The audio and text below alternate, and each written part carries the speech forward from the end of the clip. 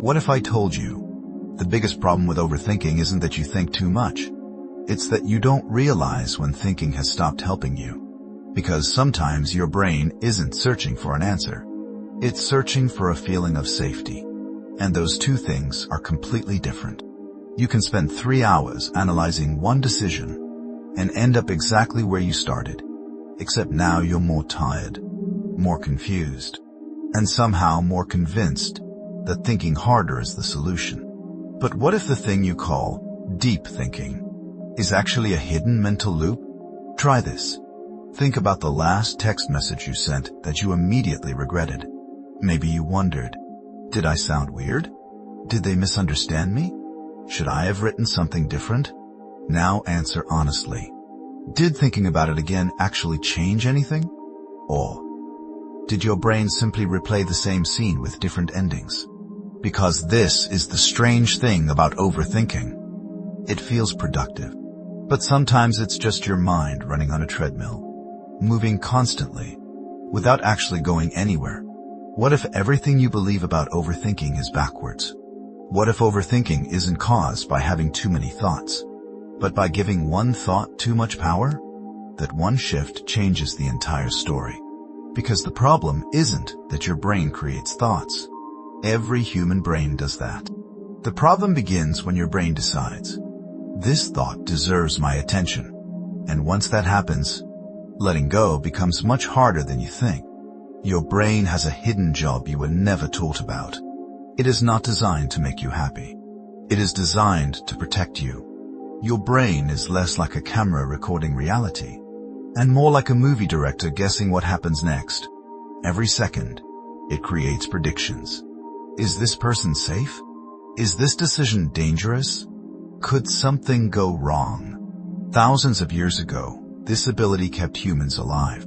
Today, the same system can make you panic over a conversation that hasn't even happened. The danger is no longer always outside you. Sometimes, your own imagination becomes the thing your brain is trying to protect you from. Right now, you might think you understand overthinking.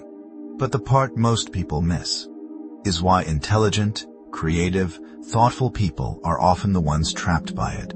And the answer is hidden inside the way your brain handles uncertainty. Because your brain has a secret rule. It would rather create a painful answer than sit comfortably with an unknown question. And once you understand that rule, your thoughts start looking completely different. Imagine someone named Maya. She has to send a simple email. Nothing dramatic. Nothing life-changing. Just a normal message. But she reads it once, then twice, then 10 more times. Not because she doesn't know what to say, because she is afraid of saying the wrong thing. Finally, she presses send. For a moment, she feels relief. Then another thought appears. Did I sound rude? The email is finished. The conversation is over. But inside her mind, the conversation has just started. And this is the trap most overthinkers never notice. The problem isn't always the decision. The problem is what your brain does after the decision is already made. So here's what we know so far. Overthinking isn't simply thinking too much. It's a prediction system trying to create certainty. And when a thought feels important, your attention can turn that tiny thought into a giant mental world. But the next question is the one that changes everything. Why does your brain keep feeding the thoughts that hurt you? Here's the twist. Overthinkers don't necessarily have more thoughts than everyone else. They have a different relationship with their thoughts. A random idea appears. A normal person might notice it, then let it disappear. But an overthinker's brain does something different. It highlights the thought. It puts a mental spotlight on it. And suddenly, that thought feels important. Think about a tiny sound in your house at night. During the day, you wouldn't care. But at 2 a.m., your brain turns that tiny sound into a possible threat. The sound didn't become bigger. Your attention did. Your attention works like a spotlight. Whatever it shines on becomes bigger in your experience. This is why trying to fight every anxious thought usually fails. Because fighting the thought tells your brain, this thought must be important. and the spotlight becomes brighter. The goal is not to destroy thoughts. The goal is to stop treating every thought like an emergency. A thought is not a command. A feeling is not a fact. A fear is not a prediction of the future.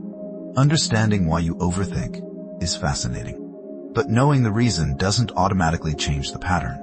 The real question is, can you train your brain to stop treating every thought like a warning signal? Most people try to control their minds by force. They say, stop thinking. Don't worry.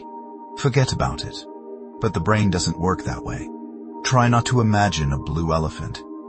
Your brain just created one. So the solution is not control. It's a different relationship with your own mind. Here's the mistake almost every overthinker makes. They try to win an argument against their own brain. But your brain is the one opponent you cannot defeat by fighting harder. Instead, try a different question. Not, is this thought true? Ask, is this thought useful right now? That question changes your position. You stop becoming the victim of the thought and start becoming the observer of it. And this is where it gets real. Your brain can create a stronger emotional reaction to something imaginary than something happening in front of you. That means a conversation that never happened, a mistake you never made, or a future disaster that doesn't exist, can still activate your body's stress system. Your brain doesn't always react to reality. It reacts to the reality it creates. This is the most important thing to remember. Your mind is not your enemy. It is a powerful protection system. But a protection system without direction can become a prison. The same imagination that creates endless worries can create incredible ideas. The same brain that predicts failure can also imagine possibilities. The machine was never the problem. The relationship with the machine was, maybe you've spent years asking, why am I like this? Why can't I just stop thinking? But maybe your mind was never trying to make your life harder. Maybe it was trying to protect you with the only tools it had. The goal was never a completely silent mind. A silent mind doesn't exist. The goal is a mind you understand. A mind you can guide. A mind you can trust. So the next time your thoughts start racing, don't ask, what's wrong with me? Ask, what is my mind trying to protect me from? Because the moment you understand your thoughts, they stop controlling you. And sometimes, the greatest freedom is not having fewer thoughts. It's finally understanding the ones you already have. If this changed the way you see your own mind, subscribe to Know Yourself for more psychology videos that decode the hidden patterns behind human behavior. And comment, what thought does your mind repeat the most? Your answer might help someone else understand theirs.